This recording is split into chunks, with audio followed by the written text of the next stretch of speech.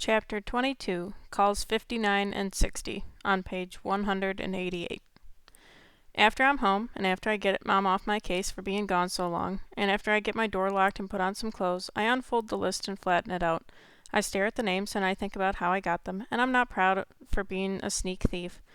But it had to be done, because something had to be done. Can't just sit around and do nothing. And I think about Alicia. I feel like I should call to make sure she got home okay. But she'd probably get all hissy about how she can take care of herself. So I root around in my desk until I find a clipboard and put the list on it.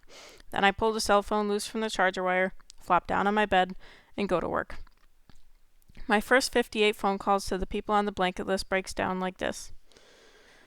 13 phone service messages that say stuff like, "This number is no longer in service." 8 answering machines that I don't leave messages on. 6 husbands who don't know their wives had done any such thing as exchange an electric blanket and who couldn't care less. 5 wives who don't know their husbands had exchanged an electric blanket and who also couldn't care less. 6 lonely old people who remember something about a bad electric blanket but who really just want to talk to me about their grandchildren or Wheel of Fortune or the weather or the cost of heating oil or anything at all. 8 people who hang up because they think I'm trying to sell something. 6 kids who don't know when Mom or Dad will be home, or who say Mom or Dad can't or doesn't want to come to the phone, and could I call back later. And 6 people, 2 men and 4 women, who are actually pleasant and cooperative, but had no strange blanket events to tell me about. 58 phone calls and not one hint about anything unusual that might have happened because an electric blanket had stopped working properly.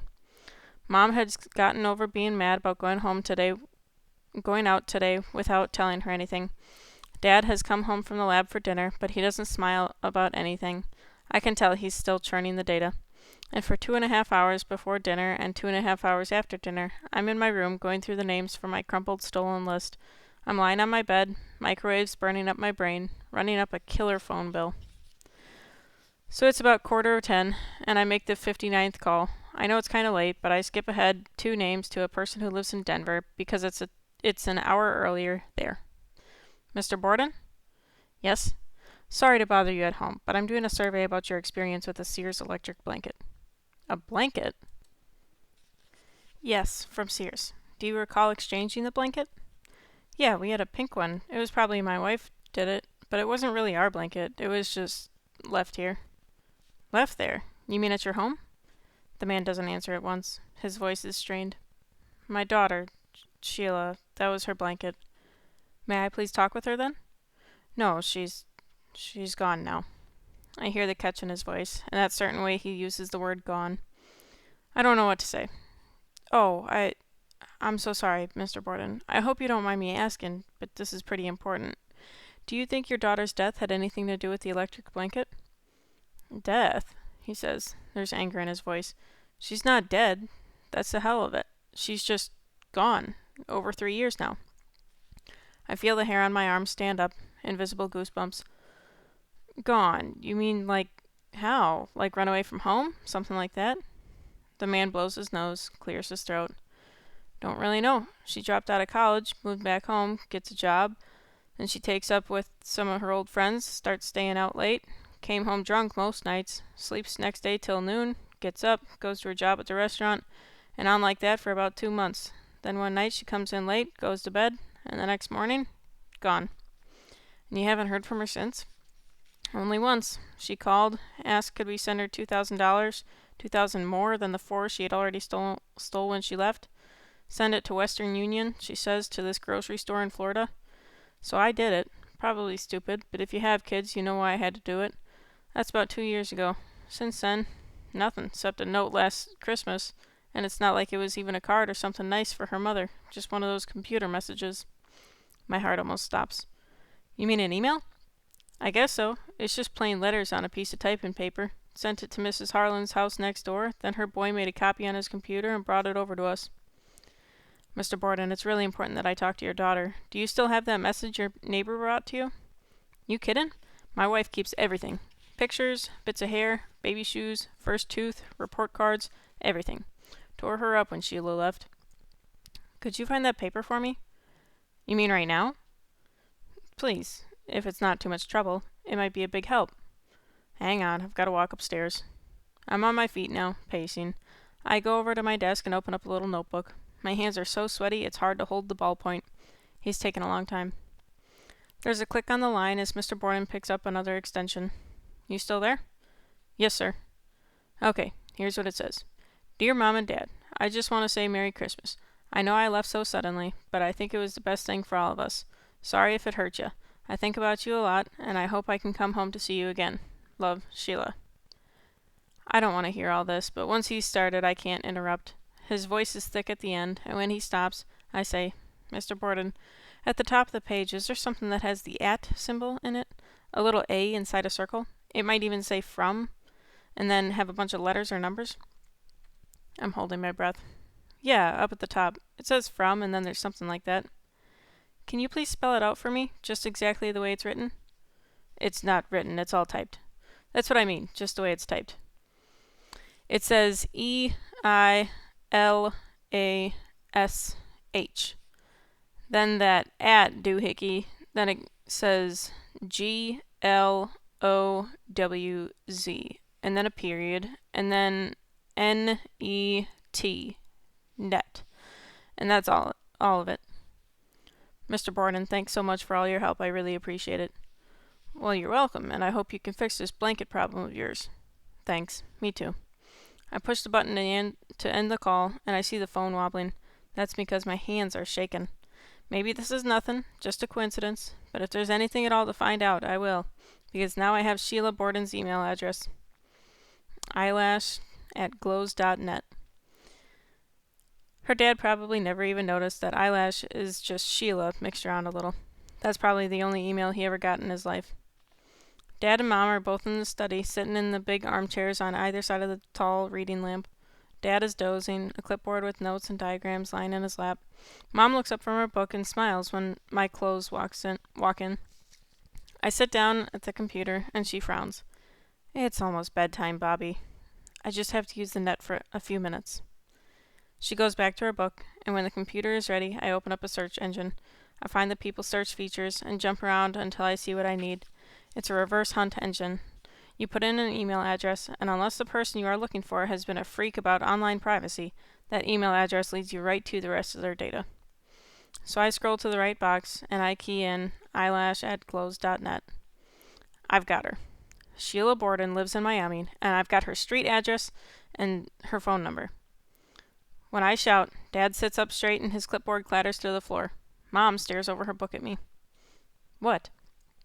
Oh, sorry. Nothing. Just found a cool website, that's all. Because I don't want to jinx this. It's probably nothing. And besides, I don't want to get stuck trying to explain about my field trip to Sears for the rest of the night. Well, it's your bedtime. And you too, David. You've been sitting here snoring, so don't tell me you've got work to do. Up now, both of you. I grab the printout, say goodnight, and I'm back up to my room, 2 steps at a time. I shut my door and grab the phone off my bed, and then I stand still. Part of me says, go back down there and talk to the folks. Tell them what you're thinking here. Ask for some advice. But I don't want to. This is my deal this time, not theirs. Part of me says, call this Sheila right now and see what she has to say. But I don't want to do that either. And part of me says, call Alicia. That's the part of me I agree with. So I punch in her number. Hello? Oh. Hi, Mrs. Van Dorn. This is Bobby. I'm really sorry to be calling so late. Could I talk to Alicia? Long pause. Bobby, did you go somewhere with Alicia this afternoon? My head kicks up into overdrive. In 2 seconds, I think, if she's asking me this, does it mean she already knows and this is a test to see if I'm a liar? Or is she just suspicious, fishing for info? I say, I did see her at the library, if that's what you mean, because that's true. And now it's her turn to give me another clue about where this is coming from. I'm a pro at this game. I can hear the worry in her voice. She was out almost 4 hours this afternoon, and she won't talk to me about it. Do you know anything else?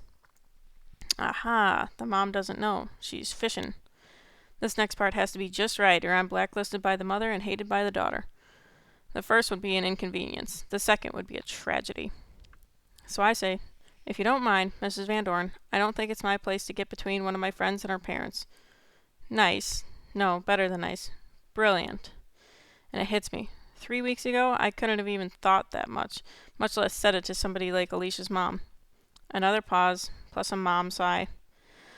Yes, I suppose you're right, Bobby. I'll call Alicia. And while I wait, I'm thinking maybe I should become a family counselor or maybe a hostage negotiator. Bobby? Hi, Alicia. Just a minute. Then away from the phone, she yells, Mother! Hang up! And I hear the other phone click off. She always tries to eavesdrop. So did my mom say anything to you? She asked me if I went somewhere with you today. And you said that I did see you at the library. And then she said she said you wouldn't tell her where you were for 4 hours and did I have any information, and then I said I didn't think I should get between a friend and her parents. You said that? I did. And she said, Yes, I suppose you're right. You may applaud now, or throw flowers if you wish. I'm impressed. I knew you would be. That's why I told you. Okay, smart guy. So what did you do when you got home? You mean after I dealt with my mother? Of course. I made a jillion phone calls, 58 duds, and then I hit the jackpot. Maybe. Or maybe it's just another dead end. The father of a girl who went to bed one night, and in the morning, she's all gone. Like gone? Don't know. She hasn't been home in about 3 years. But she sent an email to her folks last Christmas, and I got her email address, and then I looked up her address and phone. You called her? I wanted to talk to you first. Oh. And then, how come? To see what you think I should say to her. How should I know? I mean, I can't just call up and say I know you had this defective pink blanket and that you left home very suddenly. So tell me, Sheila, are you invisible? I can't say something like that or she'll just hang up. And besides, it's pretty late. Alicia's quiet for about 10 seconds. Bobby? What? Another pause, and then it's her quiet voice. You're very smart. You know exactly how to talk to this woman. I know that. So why did you call me? For the second time during this phone call, I've got to get something just right, first try. Because this afternoon? Because it felt like we rode out there to Sears together, and then we came home alone, and I didn't like it. Silence. And I'm thinking I've said too much, or maybe too little, or maybe just a completely wrong thing because I'm an idiot. But she says, That's my fault. But don't think it's because I didn't want to be with you or help you, or that I don't like you, because I do like you. It's because I talked with those people about being blind and working. Like really working in a real job at a big company and everything. I mean, some lady at the lighthouse talked to me about all the jobs there are blind people, but that was like a year ago, and I didn't believe it had anything to do with me. But today, it was different, and it was so new. To think about myself that way, and it was scary, and it made me feel alone. It made me feel alone. Oh. She opens up her heart to me, and what do I say? I say, oh. And I'm so mad at myself. Because I could have said, but you're not alone, Alicia. I'm here. I'll always be here. And then the lights would dim, and the violins would start playing, and I take her face between my hands. Oh, jeez, I am in big trouble. Right away, I say, but it's good. What happened to you? Maybe you meeting those people was what today was really about, you know what I mean? Because this Sheila woman, and all the other 200 and some people on my list, maybe all that is nothing. Like, nothing. But what happened for you today, that was real. Right? So that's good. Yeah, it was good. I think that's true. Then things feel awkward, and for a second I'm afraid I might have said that stuff I was thinking right out loud. Or else maybe Alicia used her real eyes, and she saw what I was feeling. Right through the telephone. Her real eyes. I say, so, listen, I'll call this lady tomorrow, and then let you know what happens. Okay? Okay. And thanks, Alicia. For what? For today, I guess. For everything. Everything? Yeah. You're welcome. And thank you too, Bobby. For what? Same thing. Bye. Good night. As I get ready for bed, and then turn off the lights and pull up the feather quilt, I'm not thinking about my electric blanket and how much I miss it. I'm not thinking about Sheila Borden, or about her dad, call number 59. I'm thinking about call number 60, my call to Alicia.